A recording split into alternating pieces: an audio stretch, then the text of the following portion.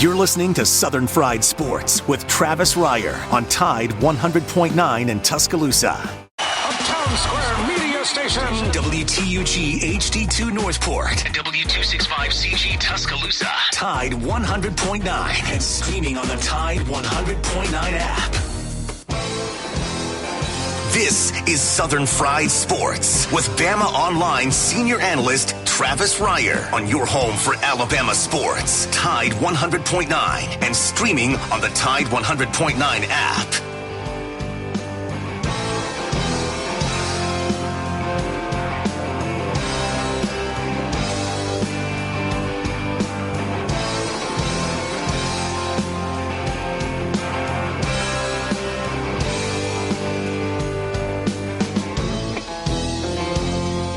Make it through this year, I think I'm gonna put this bottle down. I guess as time goes on, I'll grow to miss it less than I will now. And I think I'm gonna tell her that I'm gonna go away for a while, till I can get this demon out. It is 11 a.m. on a Wednesday morning. It is time once again for Southern Fried Sports on your home for University of Alabama Athletics. Tide 100.9 FM. Travis Reier, senior analyst for BamaOnline.com. Part of the 247sports.com network. We're with you each and every weekday morning from 11 a.m. until noon. The show, as always, brought to you by Peterbrook Chocolatier out there at 1530 McFarland Boulevard North in the Indian Hills section of Tuscaloosa. Still time to get those Mother's Day orders in at Peterbrook Chocolatier. Get that special basket. This coming from, as you know by now, the official quality control manager for Peterbrook Chocolatier. That's the recommendation from that guy, is to go the basket route. Do it big for Mama on Mother's Day 2021 there at Peterbrook Chocolatier. Joined on the program by, at this point, an overly excited, maybe the best way to describe Jacob Harrison, on the eve of the 2021 NFL Draft. Do I even need to ask how Jacob Harrison's doing on this Wednesday morning? Do I need to ask, Jacob? Woo!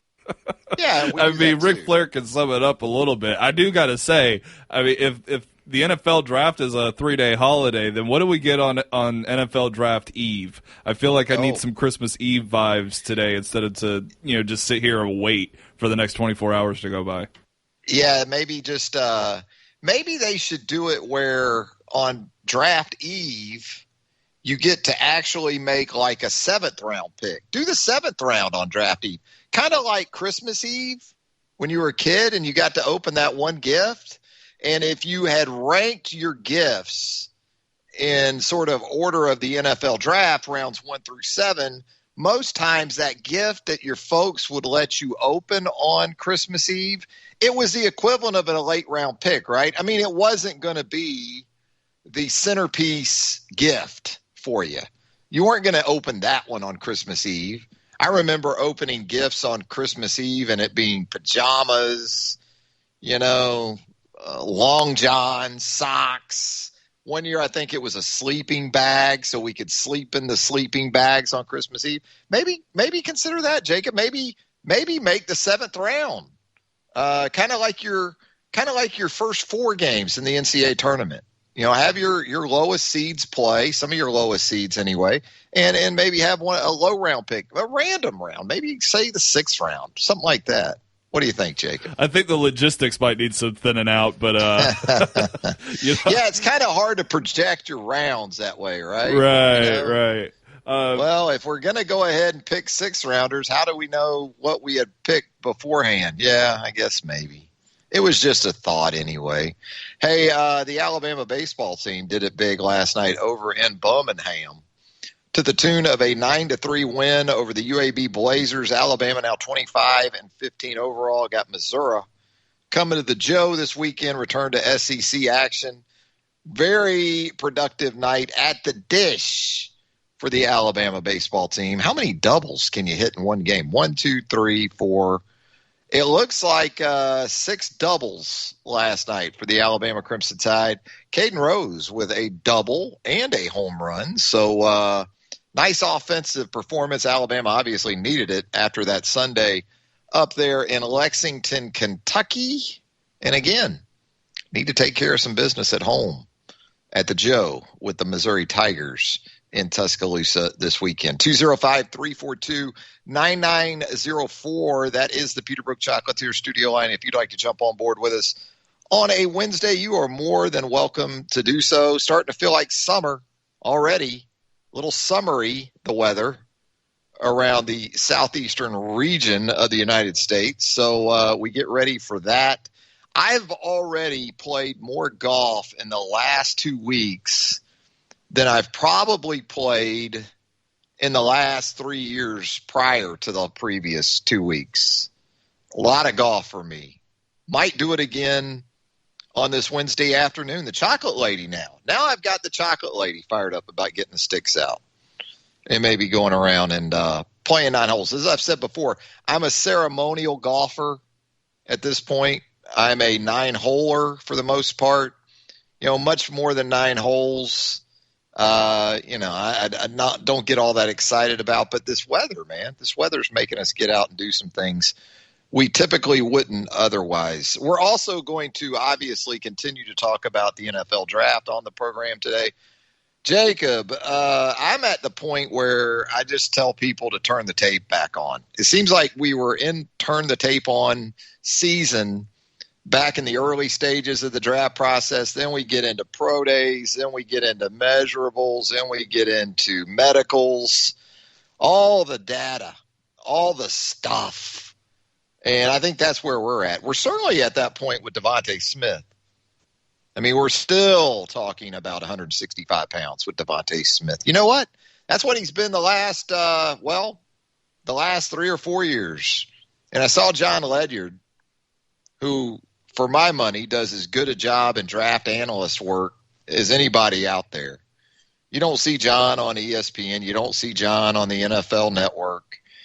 But John, we've had on the program here in the past. He breaks it down, and he made the point that, Devontae at 165 pounds had a big game against Georgia in 2020 with Tyson Campbell, who was a corner. Think about this corner tandem back in high school. Your corners down in South Florida, I believe it was American Heritage, the school down there in South Florida. Your corners down there were Patrick Surtain II and Tyson Campbell. That's a pretty good duo at the high school level. Well, Devontae had a big game against Tyson Campbell and the Georgia Bulldogs last October. And so John's right about that. But you know what else? Turn on the tape season and go look at Devontae Smith against Derek Stingley Jr. the last 2 years. Who is most likely to be the first corner off the board in 2022? Good chance it's Derek Stingley Jr. Kind of a sophomore slumpy type season for Derek Stingley in 2020. Had an illness early in the season, had to miss the season opener against Mississippi State. Shut it down late in the season, especially after getting torched by Devontae for a second straight year. Devontae we're talking DBU, okay? Right? That's what we're told time and time again about LSU. Now, some of the numbers here in the last 5, 6, 7 years might dictate otherwise, but we're told incessantly DBU at LSU. What did Devontae Smith do in his last 2 games against his home state school? What was it, 444 receiving yards as a junior and senior in those games against LSU? 200 plus in both the games. A lot of that coming against Derek Stingley Jr. Turn on the tape season. We're back to it. Mac Jones continues to be and will be right up until that third pick is made tomorrow night by the San Francisco 49ers.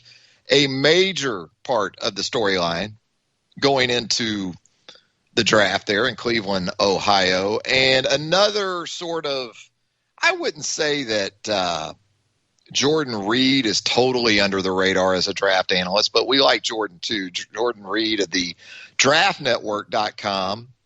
He has come out with his final mock heading into tomorrow night's draft. And Jacob Harrison, he has Trey Lance, number 3 overall, to the San Francisco 49ers. So how about that? That's kind of in line. It's in line with Jacob Harrison's smokescreen proclamation. I've been looking at Benjamin Albright's, who's been one of the more accurate mock drafters for the past few years, and he also has Trey Lance at 3. There you go.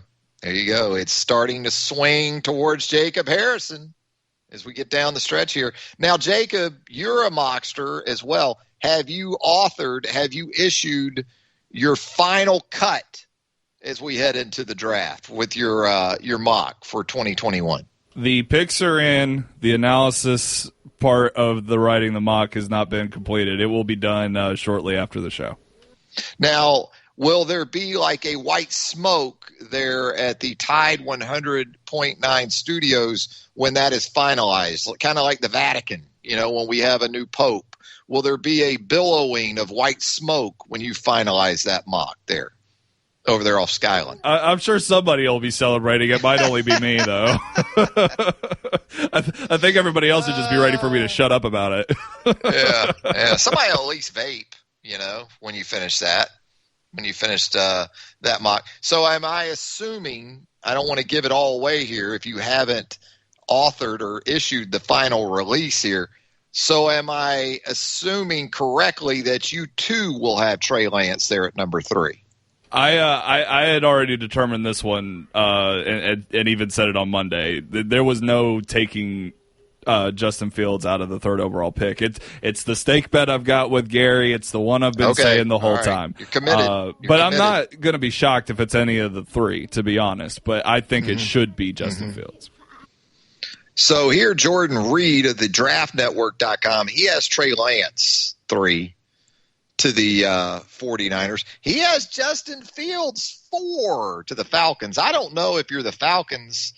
If you're really considering moving Julio Jones, I'm not sure how you look away from Kyle Pitts or maybe even Jamar Chase of LSU there, or a wide receiver of some kind in the 4 hole. I know you've got Calvin Ridley there, so you feel good about Calvin and his potential to elevate to more of a true number 1, I would think. And if that's the case, then for me, unless you're just going total rebuild and blow it up mode and you want to go a quarterback there, I just don't think once you get past Trevor Lawrence, there's enough of a certainty for me at quarterback in a blow-up mode. Like in blow-up mode, I don't like Mac Jones to the Falcons. If you're building on upside at that point, I don't like Mac Jones. I like Mac Jones to the 49ers because I like Mac Jones' higher floor in comparison, NFL readiness in comparison to Justin Fields and Trey Lance. So I don't like Mac at 4. I can't tell you with great certainty that I love Justin Fields for the future. Now, it makes sense, hometown guy in Justin Fields. There is undeniable upside with Justin Fields, but I think it's still a bit of a crapshoot with Justin Fields in the top 5 of the NFL draft. So it'll be interesting to see what the Falcons do there at 4. Probably, maybe even more so than the 49ers, because we know the 49ers are taking a quarterback. We're just not sure who. With the Falcons, it could be a wide receiver. It could be a tight end. It could be a quarterback. Jordan Reed has the Bengals at 5, taking Jamar Chase, making him the first wide receiver off the board and reuniting Jamar Chase with Joe Burrow up there in Cincinnati. I think if the Dolphins – they have Mike Gesicki at tight end, who's a really good player at the tight end position. He was really, you could tell, watching Tua as a rookie last year in Miami, you could tell that if there was any type of trust level that Tua had with any of his receivers, it was Gesicki. And despite that, Jordan Reed still has Kyle Pitts going to the Dolphins. And if I'm the Dolphins there at 6 and Kyle Pitts lands there to me, I don't know how I don't take him, even though I already have Gesicki. The Detroit Lions, here's some great news for Alabama based on Jordan Reed's mock. Jordan doesn't have an Alabama player going to Detroit, and especially a wide receiver, man. That's the one thing, if you're an Alabama fan tomorrow night, you should hope the most for, is that an Alabama wide receiver, Waddle or Devontae Smith, doesn't get stuck with the Detroit Lions. Instead, Penei Sewell, the offensive tackle from Oregon, according to Jordan Reed, likely headed to the Motor City. Another offensive tackle, number 8 overall, according to Jordan Reed, going to Carolina in Rashawn Slater of Northwestern. First corner off the board, according to Jordan Reed, won't be Patrick Surtain II. It'll be J.C. Horn of South Carolina going to the Denver Broncos, number 9 overall. Now, look, Jordan does have Patrick Surtain going a pick later to the Dallas Cowboys. And I'm going to guess if you're Patrick Surtain II, Jacob, and you can go 9 overall to the Broncos or go a pick later to the Cowboys, you're probably happier going 10th, right, to the Cowboys. I would think you would be on a multitude of levels. You're going to a better team. You're going to a bigger brand. You're going to be playing with a guy you're familiar with in Trayvon Diggs. 11 overall, Jordan Reed has Kwity Paye, the edge defender from Michigan. And then you get into the Alabama receivers with Jalen Waddle at 12, reuniting with Jalen Hurts up there in Philadelphia. Other Alabama players, Jordan Reed has Mac Jones going 15th overall to the New England Patriots. Now, Jordan notes here, he thinks Mac will actually go higher than 15 overall. I just think Jordan likes the fit with the Patriots, and perhaps the Patriots trade up into the top 10 to go after Mac Jones. 16th overall, Devontae Smith, mid-first round for Devontae to the Arizona Cardinals. Christian Barmore, a pick later, according to Jordan Reed, to the Las Vegas Raiders, And so it's pretty interesting looking at Jordan's offering here on the eve of the 2021 NFL Draft. Jacob Harrison very happy that Jordan, too, sees Najee Harris headed to Jacob's Pittsburgh Steelers there at number 24 overall. Alex Leatherwood, how about that for maybe a little bit of a surprise? Jordan Reed has Alex Leatherwood as a late first rounder to the Green Bay Packers. So how many Alabama guys is that? That's Alex Leatherwood. That's Najee. That's Devontae. That's Barmore. 5. That's 7. Jordan Reed has 7 Alabama players going in the first round of the 2021 NFL Draft, and that, my friends, would be a new NFL draft record for first-round picks from a particular program. We're going to head to our first break. When we come back, Cecil Hurt of the Tuscaloosa News and TideSports.com. He'll join us on a Wednesday edition of Southern Fried Sports presented by Peterbrook Chocolatier right here on Tide 100.9 FM right after this. From the University of Alabama, this is Crimson Tide Today. It's a daily update on Bama sports, and it's brought to you by Conecuh Sausage, a true Southern flavor since 1947, and now the official smoked sausage of the Crimson Tide. Visit online at ConecuhSausage.com. Hello again, everybody. I'm Roger Hoover. For the third time this season, Alabama's Montana Fouts has been named the SEC Softball Pitcher of the Week. The league office announced on Tuesday. Fouts appeared in all 3 games last week, earning a complete game win and a pair of saves. She secured the final out in Wednesday's 6-3 win over Ole Miss for her second save of the year, before returning to the circle on Saturday against 13th-ranked Louisiana, throwing a complete game with 11 strikeouts in the 5-3 win over the Raging Cajuns.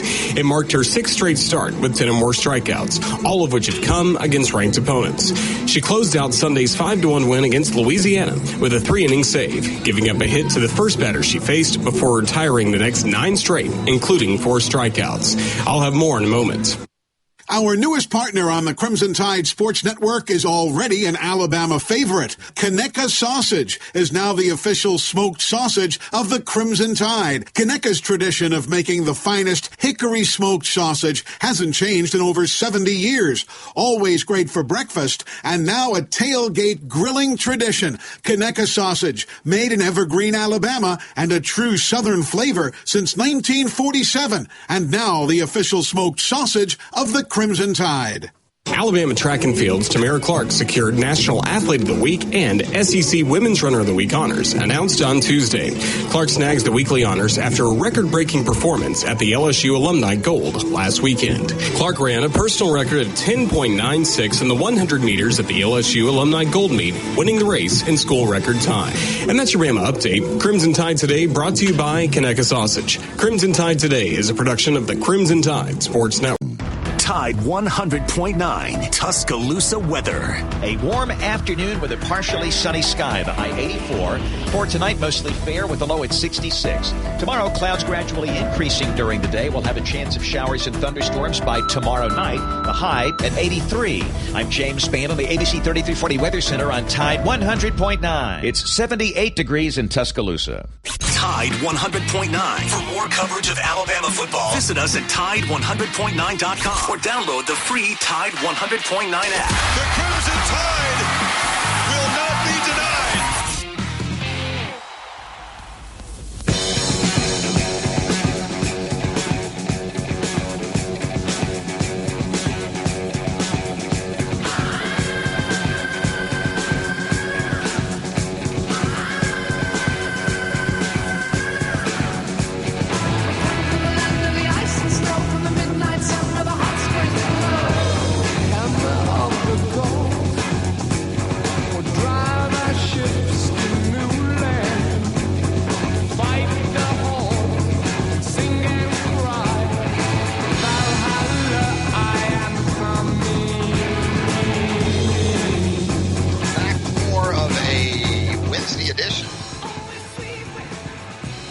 Southern Fried Sports right here on Tide 100.9 FM. Travis Reier, senior analyst for BOL with you.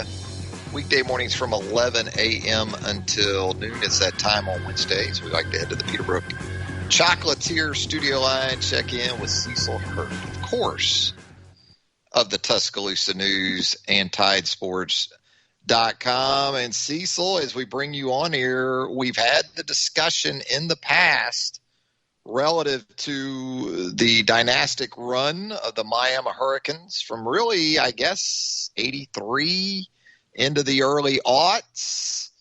Right. Looking at what Alabama has done under Nick Saban in his tenure there in Tuscaloosa.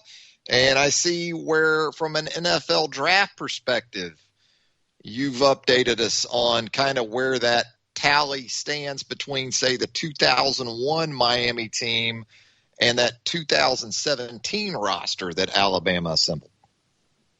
Yeah, it can run together sometimes on who was exactly where when, and when was Warren Sapp at Miami or Vinny Testaverde, or when was Derrick Henry at Alabama. And so there are a million ways to break it down as to who's produced the most. We just took that 2001 Miami that's generally been considered, most conversations over the past 20 years, the greatest, maybe not the greatest team, but certainly the greatest roster, the depth number of guys who went on, and a lot, not all of it. I mean, they were great at their time, but then so many of them went on to NFL, Hall of Fame, going to be Hall of Fame, could be Hall of Fame careers, that it's generally been the benchmark team of the past 20 years. But just wanted to see, as Alabama puts more guys off of 2017 roster into the NFL, another first-round quarterback, how do you evaluate that? And just wanted to see where they stack up. And that's with, most of the Alabama players from the 17th team, their pro future is still ahead of them.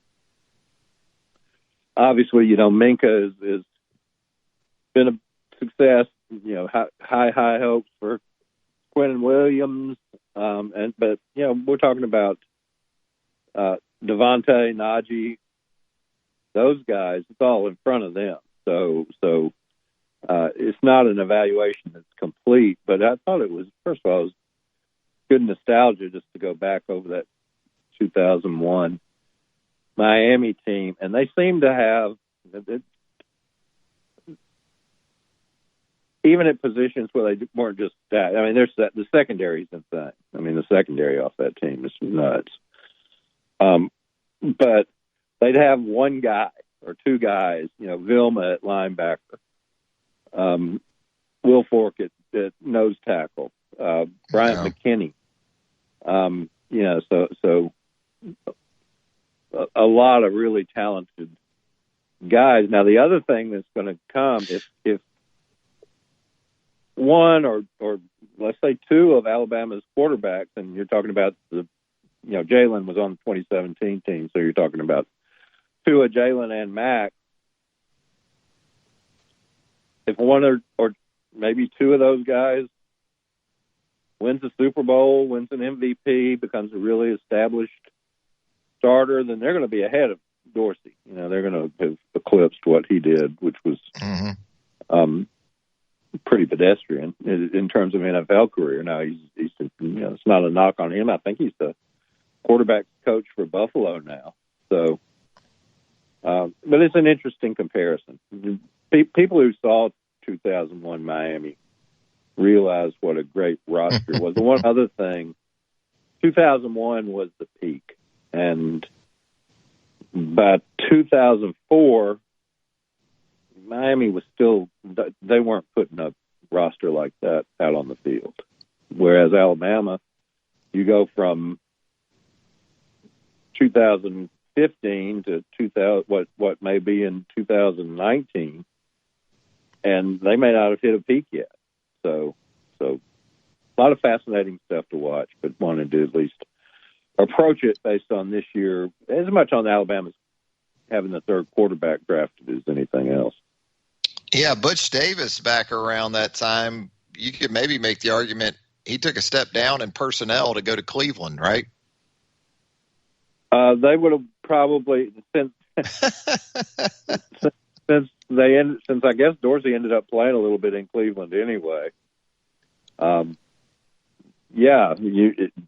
think the Browns would have been better with Ed Reed, Jeremy Shockey, Bryant McKinney, Vilma, Wolford. Was Sean Taylor on that team? I can't remember. Which one? Sean Taylor. Yeah, Sean Taylor, yes. Oh, my gosh. Antrell Roll, Rump. I didn't even, I said nice things, as I should, about Minka and Ronnie Harrison and Alabama. Yeah. Now, come on.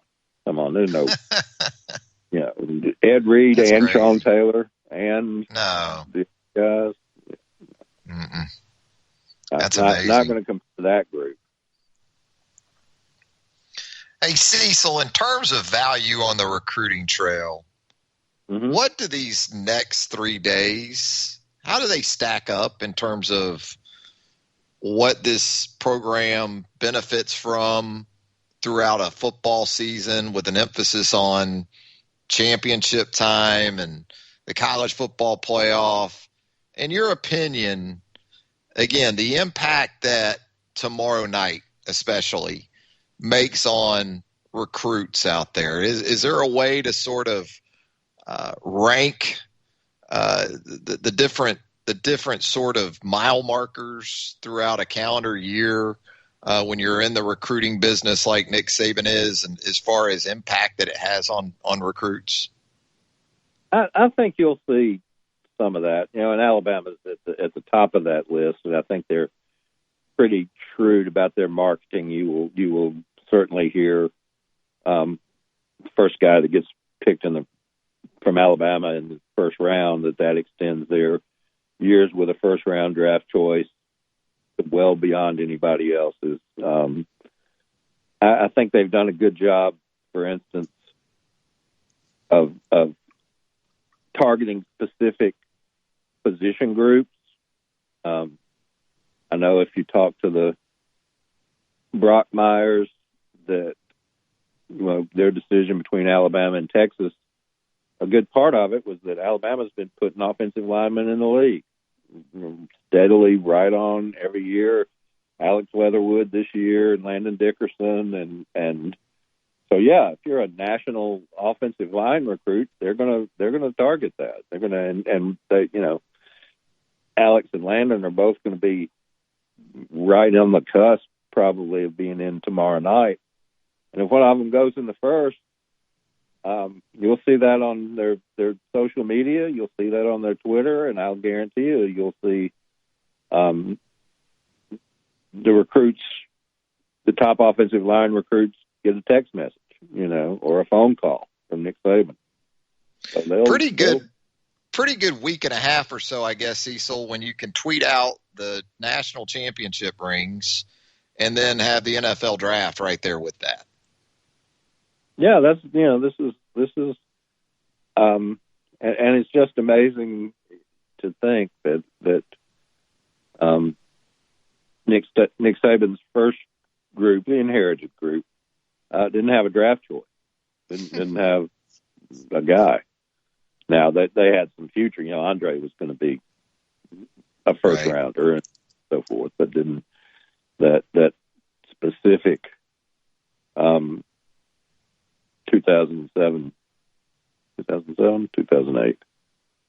2008 draft didn't really have a guy.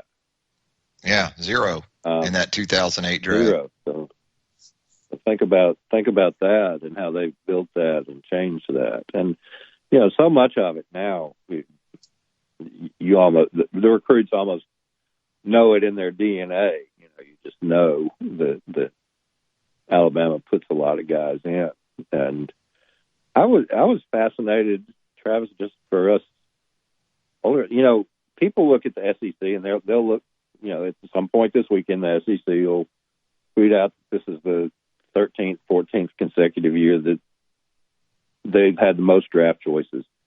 It wasn't that way in the 70s and 80s. There weren't any SEC teams that were just putting factory level numbers in there. The teams of the 70s and 80s were Big 12, Pac-12, a little bit of Notre Dame, but USC had a lot. Obviously, the team of the 70s and 80s, probably. How much do you think Colorado, the wishbone and the triple option was pretty prevalent back then, though, right, Cecil? Do you think that had something to do with some of that? What was that? The wishbone and the triple option in the 70s. Yeah, do you think that? Probably a little bit. A little bit. But those Big 12 and Pac-12 teams, they were keeping. First of all, Southern Cal and California schools were keeping all their guys at home. It was a rare guy, and it wasn't a 5-star that was coming from L.A. to Alabama. That route didn't work. So now it does. But when people say they're tired of the SEC and the SEC doing all this chest thumping, there's a reason, because it didn't used to be that they'd have 6 of the top 10 schools or whatever. They wouldn't have any, or might have one. LSU always seemed to have some talent. And Alabama put some guys in. Auburn clearly put some guys in, but I'm talking about the sheer draft numbers. This SEC dominance now. This is just an SEC showcase. That's really only over the last 15 years. Yeah, the prolific nature of SEC football now in every aspect of the game, it absolutely wears on folks. That being said, from the Alabama perspective, Cecil, it's amazing. We talked last week about the concerns with Devontae Smith's weight, and as we get closer and closer to the draft, it's become more and more amazing to me, Cecil, how Alabama players have seemingly gotten worse. I don't know how, but it seems like they've lost some ability and talent here down the stretch, Cecil. I wrote about that Sunday. How with all the limitations their guys had, how did Alabama win any games in 2020? Damnedest thing, Cecil. Yeah. Devontae's really not big enough. I mean, Waddle had an injury. Mac's not accurate. Right. it's remarkable that they gained a yard. So, yet they managed to do it somehow. I don't know how. And I will say this isn't just they all pick on Alabama. They pick on everybody. You know, they're talking about whether Trevor Lawrence is dedicated to football or not. You know, they pick on Trevor Lawrence. Yeah. They pick on Justin Fields. They pick on Jamar Chase. You know, they pick on Penei Sewell. It's all gamesmanship or a lot of it is gamesmanship at that level. And it just speaks to the magnitude of the process now and how publicized it is, right? How much we crave it in terms of coverage. They got to give you something every day, it feels like. And it's got to be a little different because there's 1,000 guys trying, you know, I mean, there's ESPN has their guys and Fox has their guys and, you know, NFL Network has their guys and everybody has their guys. And so, but it works, at least some fan bases, it works them into a frenzy. That's 3 picks tomorrow night, whether it's Mac or not Mac. That's going to set the tone. We've talked about it the last couple of days. If the Lions just won't pick one of Alabama's receivers, I think it'll be a successful draft from the Alabama perspective. Just keep these receivers away from Detroit, Cecil. Yeah, I'll be interested. Yeah, I know a lot of people are interested in Miami getting somebody to go with Tua, getting Devontae or Waddle to go with Tua. Where Miami's sitting, again, it's just going to depend. I would be hard-pressed if Penei Sewell drops to that. You know, if I'm the Bengals, if I'm the Dolphins, and I picked a quarterback in the first round last year, I'm looking for a tackle. You know, I'm looking for a guy that protect. You know, just like you buy the Bentley truck, and then you figure out how you're going to insure it. You know, you don't want to put. I mean, might make it look better if you get, you know, new rims or whatever you do, but you got to insure it.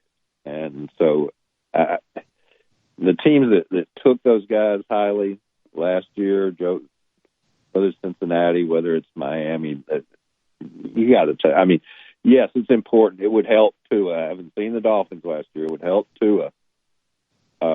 Waddle would help him. Devontae would help him. Jamar Chase would help him.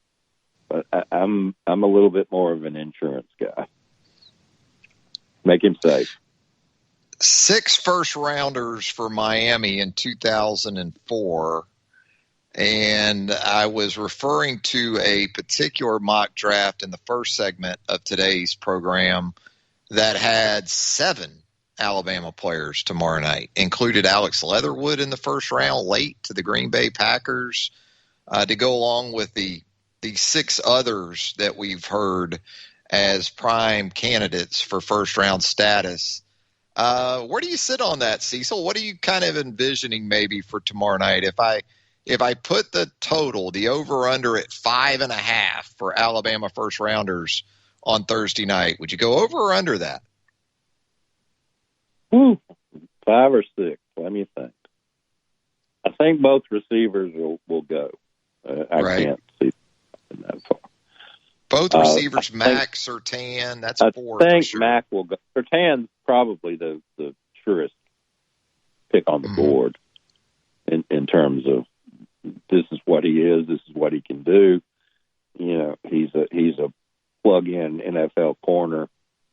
He's going to get drafted. That one's pretty easy. So, Christian Barmore, who I wrote about this week,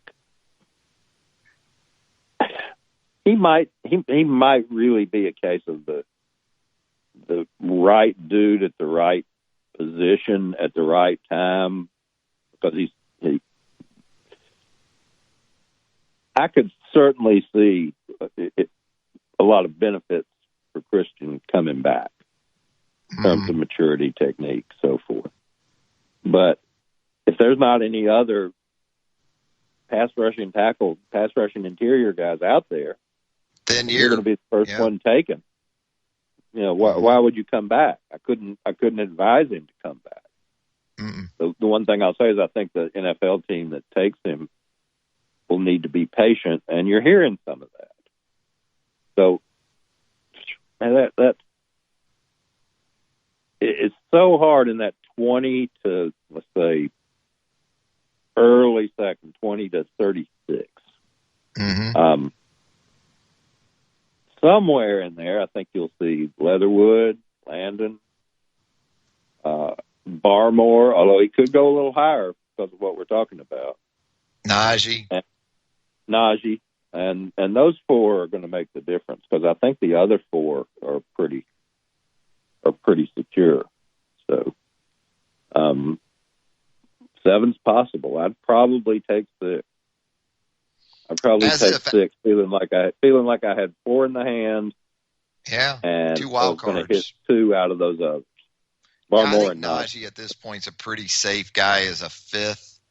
And then you're right, Barmore is kind of all over the place, it seems like. And then, a potential surprise guy, and a Leatherwood or a Dickerson, or you get into that bottom half of those 6, 7, or 8 guys. Yeah, makes a lot of sense. What I can tell, and I don't know what your people are saying, Alex's stock is kind of moved up a little bit. I think people are looking at what's available, and it's such a debate. There's so many rabbit holes you can go down. And one of them, and this isn't an original thought with me, but it's definitely at the high-end debate level, is the way they define a tackle prospect now. There are no tackles. Until Jonathan Ogden comes again, there's not going to be a tackle. Anthony Munoz, Tony Baselli. Yeah. There are no, nobody is the perfect tackle that they want, who's 6'7" and long arms and great technique and great feet. And, there are everybody, and like Alex Leatherwood. Well, is he a tackle? Well, we might want to move him inside, might want to, there are no tackles. I don't know why.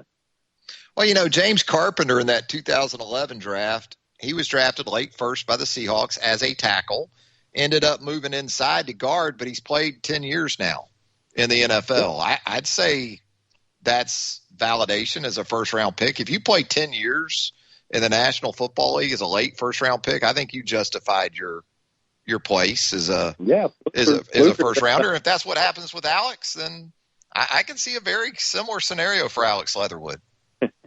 I will say if somebody is a tackle, I will. Andre Smith is a tackle. Yes. And he's going to have a long career if he stays healthy. Mm-hmm. I'm really. It's been a shame that Jonah Williams hasn't been able to get healthy. Yeah. And see what he could as a tackle. But you look at these draft boards and nobody is a tackle because I think they're looking for Jonathan Ogden out there and Walter Jones, and you're just not going to get them that. Well, if the Titans could take Isaiah Wilson late first last year, I got reason to think Alex might be able to sneak in the late first this year. Isaiah has announced the start of his draft career. I wonder if you're going to go out and download that first release. Oh, yes. He decided that it was music, and just seeing Isaiah Wilson's was mother's reaction to his pick. It's an all-timer for me from last year's draft. But, Cecil, just when we thought Alabama fans had enough of a draft process to follow with the NFL, here comes the NBA with Josh Primo in that process.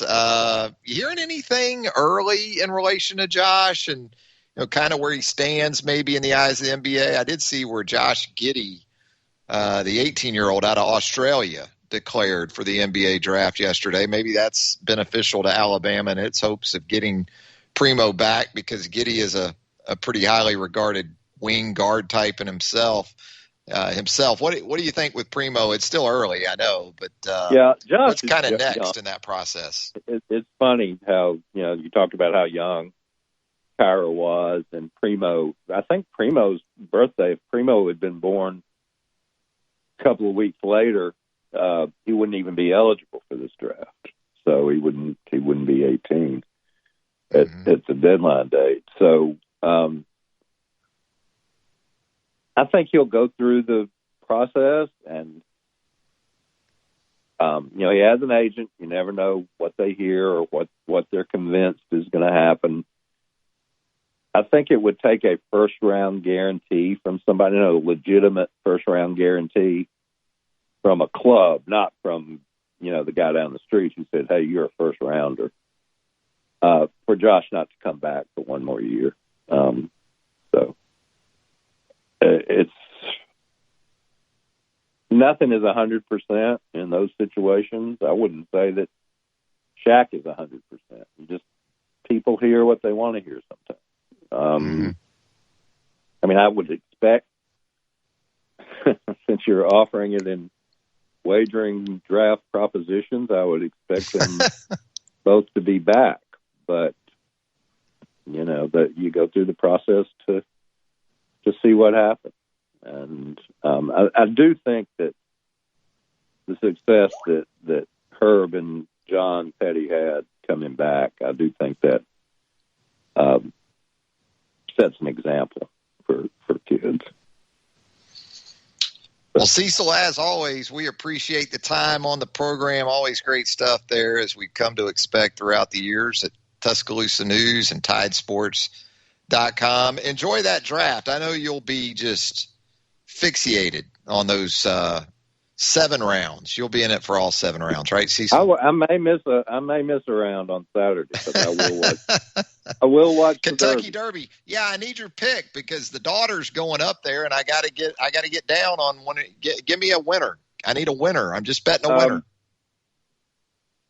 I'm going to go away from the favorite, Essential Quality. I think he's a good favorite. He's not the overwhelming favorite that we've had recently. He could certainly win. He's undefeated. Hot Rod Charlie will be out on the front. Essential Quality ran him down in California. Pretty impressive what he could do, but she wants to make a dollar and a dime up there. She's up there. So I want value, man. I want to, I don't mind a little bit of a long shot. So if there's good value with Essential Quality, that's what I'm going to do. I like Midnight Bourbon and Brooklyn Strong. Okay. So all right, see what those two. She's only worried about her Derby hat. She's not really worried about a winner. But I'm trying to get a W here. Right. If you're sending a 20 up there with her, that's all I'm doing. You want to, like I say, you put down $1, you want to get a dollar and a dime back. So that's absolutely. Well, we're down. We got him, Cecil. We look forward to it on Saturday. Now the exotics, that's going to be up to her. Her Quinellas, Exactas, and Super Exactas. That's up to her. Oh, well, we look forward to it. No doubt about it. Hey, Cecil, thanks a lot. We'll talk again next week. Sure. There you go. Cecil Hurt of the Tuscaloosa News and TideSports.com. We're down. We got our Derby picks official for Southern Fried Sports. Back to put a wrap on the show right after this. If you own a small business. Tide 100.9 Tuscaloosa weather. A warm afternoon with a partially sunny sky, the high 84. For tonight, mostly fair with a low at 66. Tomorrow, clouds gradually increasing during the day. We'll have a chance of showers and thunderstorms by tomorrow night, the high at 83. I'm James Spann on the ABC 3340 Weather Center on Tide 100.9. It's 79 degrees in Tuscaloosa. the flagship station for Alabama Crimson Tide football. Alabama touchdown. Only on Tide 100.9 and streaming on the Tide 100.9 app.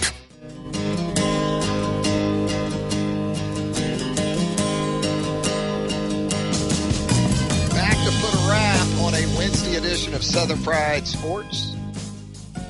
Meant to get into this, but we are up against it. Chris Hummer of 247sports.com. Outstanding piece on the Alabama quarterback room that included Mac Jones, Jalen Hurts, and Tua Tagovailoa. You can find that both at BamaOnline.com and 247sports.com right now. Some really great insight from some different angles, some different individuals that were a part of that scene back around 2017, 2018. Good stuff from the professorial one, the college football professor, Chris Hummer there at 247sports.com. Thanks to Cecil Hurt for joining us on the program. Thanks to Jacob Harrison for producing the show. The lunch whistle on this Wednesday, Southern Ale House, 1530 McFarland Boulevard, north in the Indian Hills section of Tuscaloosa. Get by there and try the meatloaf. Southern Ale House. Great, great stuff. Got that tomato jam on there for you. Woof. Bacon wrapped. Woof. Great house-made sides as well. Southern Ale House, 1530 McFarland Boulevard North. Until 11 a.m. on Thursday. Have a great rest of your Wednesday, everybody. Thank you